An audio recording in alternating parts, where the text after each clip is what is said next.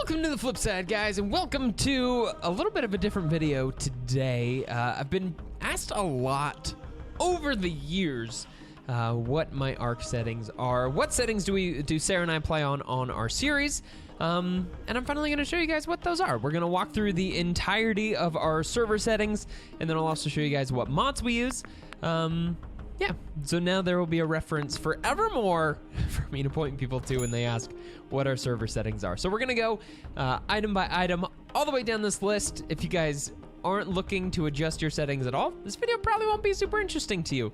But for anybody who plays ARK, you may find some value from this, or at least your curiosity might finally be, you know, squelched. Squelched?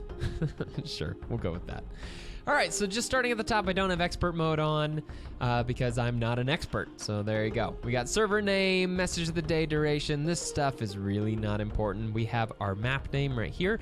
Now, I use NITRADO servers, and if anybody at any point would like to get their own server, I actually am an affiliate partner with them, and there's a link in the description where you can go and purchase your own server. It's really nice because there's no tethering. You can have as many people on there as you want, you know, depending on what package you purchase, of course. But yeah, it helps support the channel if you guys decide to purchase your own server that way. But if not, that is totally cool. But that is the service that we use because it's worked pretty well for us so far. So this is where we would change what map we're playing on. So we can hop between these, and it saves all of our data on each of the different maps. So tomorrow we'll be going back to the island, and Mega Base will be there. So yeah, that's how you change the map names. Restart cooldowns, battle eyes, and anti-cheat engine thing. So all this stuff really isn't important to gameplay, which is why I'm kind of brushing over it. Right here, you can actually change what event you have playing at any given point. So we could go back to any of the previous events. We're just doing whatever the current ARK official event is right now, though. Okay, so right here, this is the first thing that may be interesting to you guys, is we do not have cryo sickness on, and that's just a setting here that we're able to turn on and off. Since we're not doing PvP, cryopods are just, we use it to basically transport our dinosaurs from place to place. It's a huge annoyance when cryo sickness is enabled. So we have that off, but you can also have like this debuff turned on, which we don't have either. So anyway, that is cryo sickness right there, because I know people have asked, how do you not have cryo sickness? Well, I just have that box unchecked. Here we can allow other PC users to join our game, so from Epic Games, but I mean, it's just Sarah and I, so it doesn't really matter. So we just have Steam. Genesis, we're not in Genesis yet, so really not important. Backup, not worried about it. Dynamic maps, don't use it. Admin log, again, just Sarah and I, not important. But here we go. So here's some restrictions that we could turn on, but we obviously have all of them off except for one. So you can prevent survivors from being downloaded. We definitely don't want to do that with how often we switch between servers. And then there's lots of other things in here where you can prevent items or dinos or survivors to be downloaded and uploaded. You can turn off dino writing. I don't know why you'd do that. I guess if you're doing a very specific type of server, but yeah, not something that we have. We're getting to what I think you guys are most interested in here pretty shortly, but we'll get there in a second. You can have random supply crates, where the supply crates just drop at random places. I kind of like knowing where those are going to drop in the other maps, so I do not have that turned on. And then this setting right here, I actually had on at I had this checked at one point when we were doing season 1 on the island, just because the fog would be so annoying sometimes, especially when we were underwater, and then the fog rolled in and you couldn't see anything. So I used to have this on. I don't have it on anymore, especially because we're not on the island very often. It hasn't been an issue, but if the fog is something that's annoying to you, hey, look at that. I forgot to turn my alerts off. We'll drag that down. Look at that. Look at that. I'm trying to get all of this set up for normal streaming here pretty soon. But anyway, okay, enough. Okay, we'll turn that off. All right, so yeah, so that's how you can turn on and off the fog, which can be pretty helpful if you don't like the fog. So this is players, ban lists, whitelist, things like that. That's not important for Sarah and I. Okay, but here, gameplay. Here we go. This is the kind of stuff that actually affects what we do on a daily basis when we're playing our game. So Obviously, we want to allow the use of flying creatures. No flying inside of caves. We have that turned off. Enable third-person mode. Obviously, crosshair, yes. We do not have hardcore mode on because we die a lot, and that would really suck. Status notifications, join notifications, blah, blah, blah, blah, blah, blah, blah. We don't have this checked because Sarah has a hard enough time finding me anyway, so if I turned off my name, that would be just a huge nightmare. But this is how we get our dinosaurs to be max level 150. Took me a while to figure out what the heck, like how the heck to get to that point. But if we go difficulty offset and you just scale the difficulty to 1, which is standard, and then you override the official difficulty with a 5 in there, that means the max level dinosaurs will be level 150. Tech dinosaurs can go higher than that, but this is just the base level for you, right there. Maximum structure nearby. I have disabled structure decay, just because if for whatever reason forget to leave the server on for a week, it won't destroy our stuff. Day and night scale I have at 1, so that's just the standard speed, but I do have the daytime scale at 4, which lengthens the day out by 4 times because I like daytime. So that's, or is that big? Yeah, that's right, or is that speeding it up? I don't think so. I may have to double check that one, but that's what we're playing on right now, at least. Because I'm pretty sure that slows the day down. But now that I'm looking at it, I'm second guessing myself. But we're on extinction right now, so it's daytime all the time, so it doesn't really matter. Okay. Don't really know what this does, honestly. You can just do this with admin commands in the game. Don't need to lock things because it's just Sarah and I on one tribe. Let's see. Dinos will be unclaimed after a defined amount of time.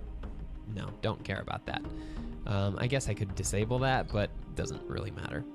Damage dinos by spike walls, yes, so that we could put those up if we're ever trying to protect our bases from, wild dinos.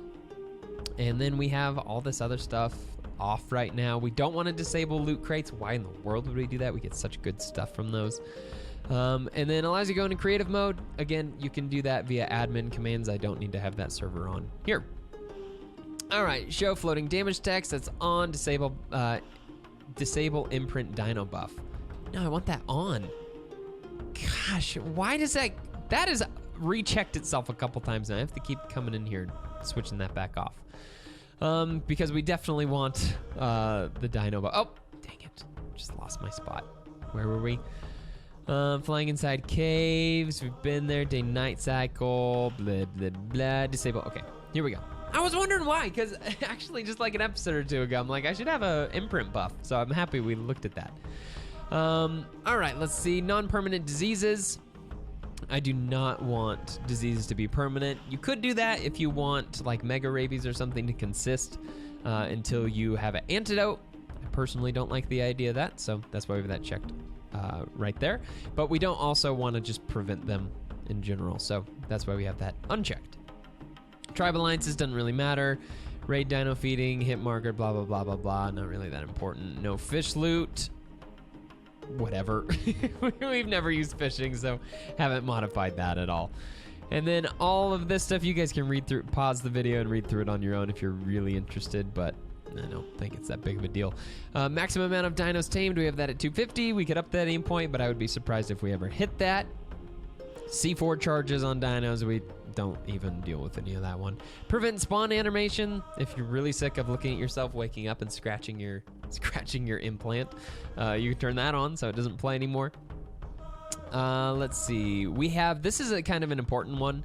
We have disable structure placement collision on. That way, when we're building and if we're running into a wall, it'll build in like a rock wall. Like part of the terrain essentially, and we need to build a wall there in order to complete the house. The wall that we're trying to place into that big rock face or whatever will still place so that we can continue like sealing off an area and aren't disrupted by the terrain itself. So this is a really big one. I would definitely suggest turning that on. All right, so again, you can pause and look at these if you're really interested, but I kind of want to just get down to the PvE and like the official settings that I think you guys are actually interested in, but I figured we'd cover our bases while we're going through it. Okay, so this is the check mark here, just so it's PvE, so Sarah and I aren't able to kill each other, which is good because we would constantly kill each other. Let's see, PvP structure, blah, blah, blah, blah, blah. Disable friendly fire.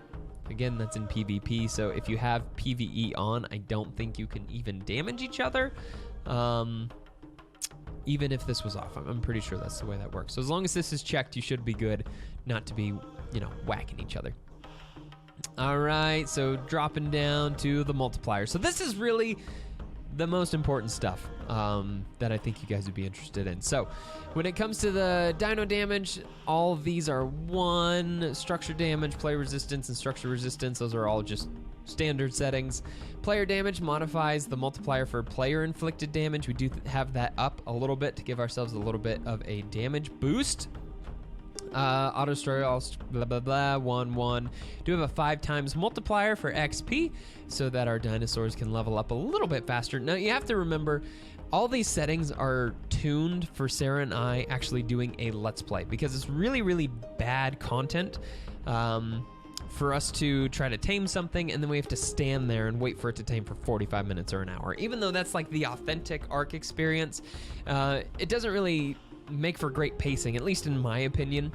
And I make the videos, so that's really the important thing. So all this stuff is geared towards allowing us to progress at a little bit of a more heightened rate, so that our series aren't 200 episodes long and 2 of those episodes are just waiting for like a Rex to tame, or 3 episodes for a Giga to, you know, breed and hatch. So we don't want to waste the time doing that. It's not fun for you guys to watch. It's not exciting to watch.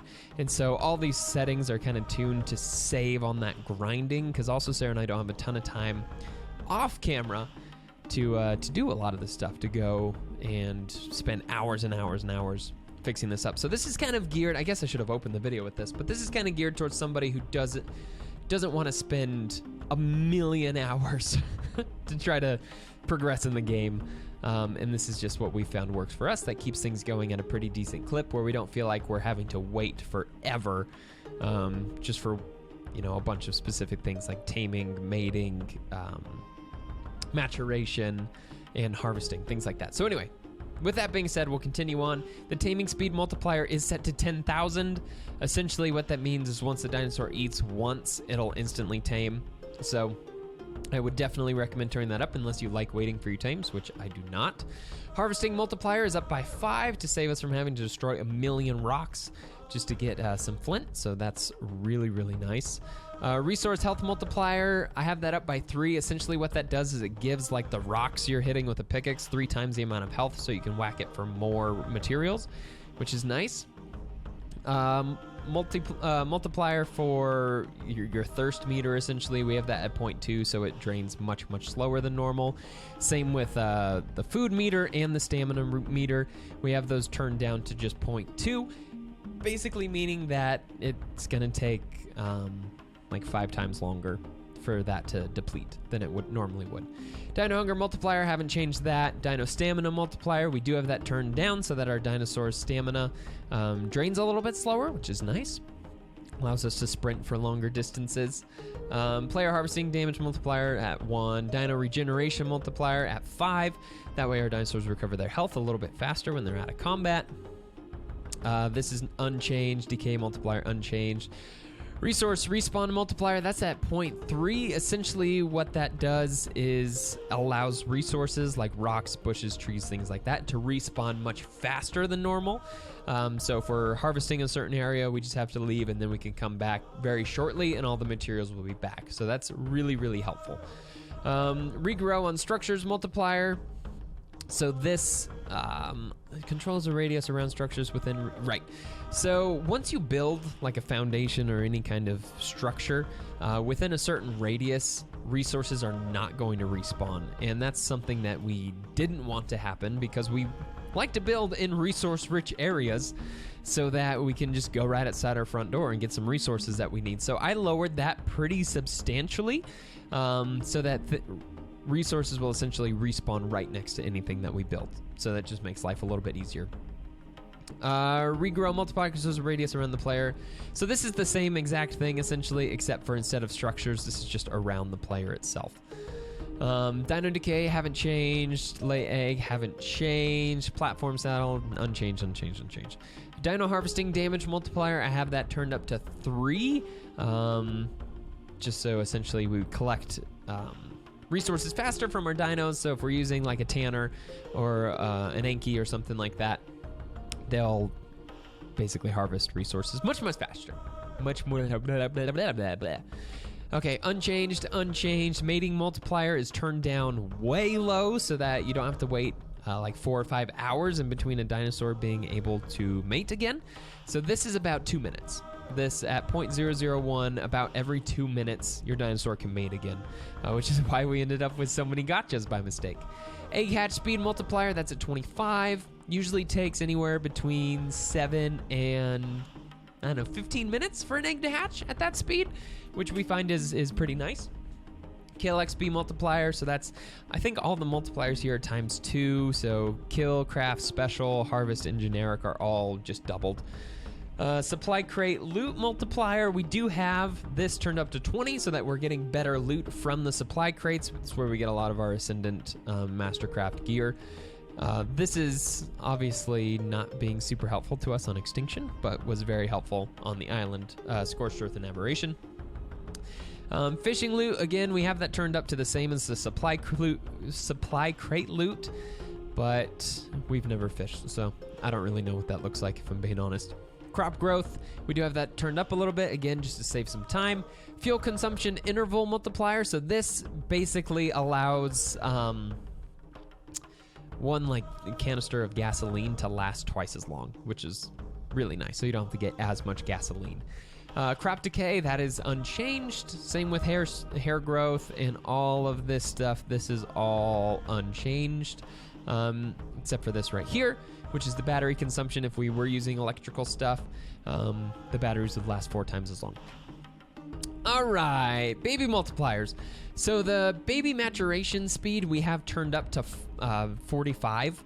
So that allows the baby, it still takes some time for the babies to mature at that speed. Now it's still, for every creature that we've ever bred before, it still allows us to get 1 imprint on that baby at all these settings that we have, and that allows us to get to 100% imprinting bonus here. So we'll go over that in just a second, but it usually takes anywhere, I don't know, for like the Rexes that we just bred in our series, it's taken about, I don't know, 30 to 45 minutes, somewhere in there. I don't know the exact time, but it takes, I think it's less than an hour, but it's around that long still for the baby to mature. So that's what 45 looks like for you. The baby cuddle interval multiplier, we have this at 0.1, which basically means that the babies want to cuddle more frequently, which allows us to imprint on them, so which is pretty easy.